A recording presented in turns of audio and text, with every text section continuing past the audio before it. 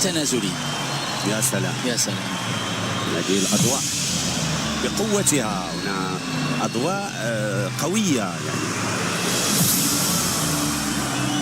يعني صومعة تستيقظ بقوة أضوائها وحضورها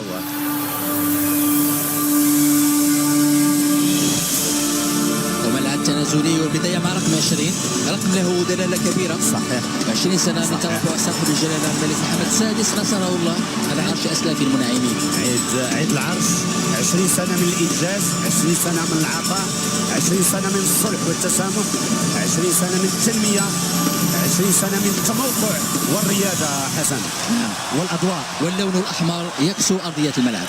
صحيح، لون الراية المغربية.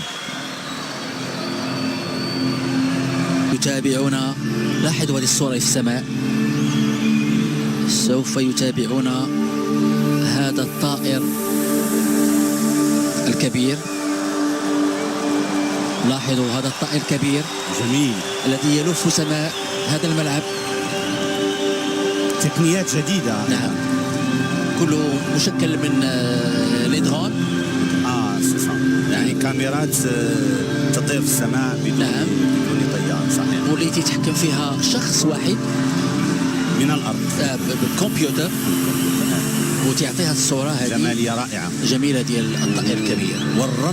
رمز هذا الطائر طائر السلام الذي يحلق فوق رؤوسنا الآن، يعني بهذه الألوان الجميلة أيضا، اللون الأزرق.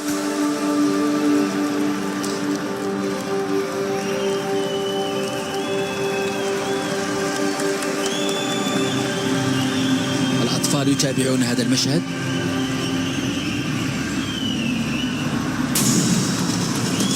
وفجأة موجة كبيرة تظهر، الأطفال يركضون مخافة هذه الموجة. هو المحيط الأطلسي. هو المحيط الأطلسي. المحيط الأطلسي بلون مياه الخضراء. صحيح. سواحل المغرب جميلة. 500 نوع من الأسماك حسن هنا في هذا المحيط. رعاية رمزية الجرار، الجرة في المغرب.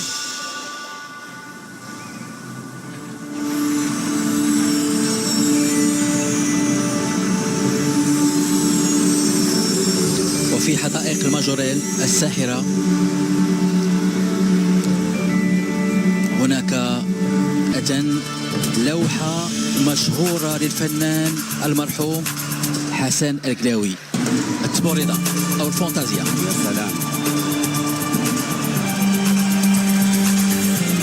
رمز الهوية المغربية. أيضا 4 فرسان على صهوة جوادهم يأتون من اليمين واليسار ويلتقون في الوسط، ومع الموحدة. ممتاز.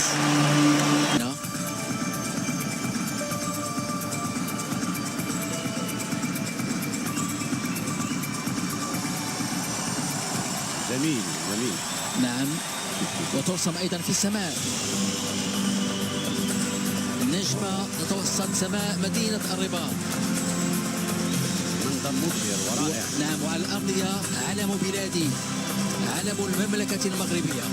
لوحة وما أجملها من لوحة.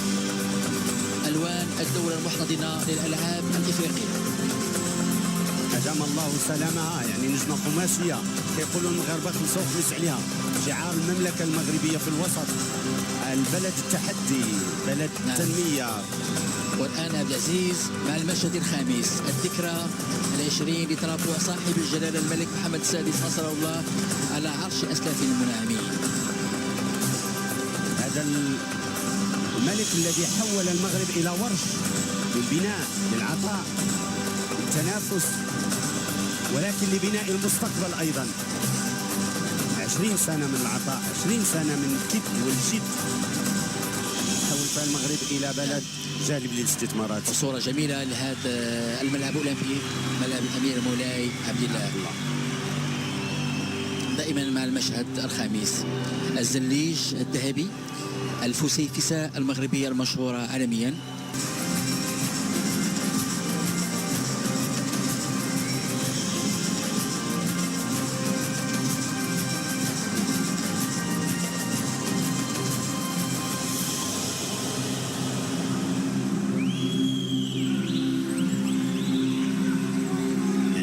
الصورة ينفتن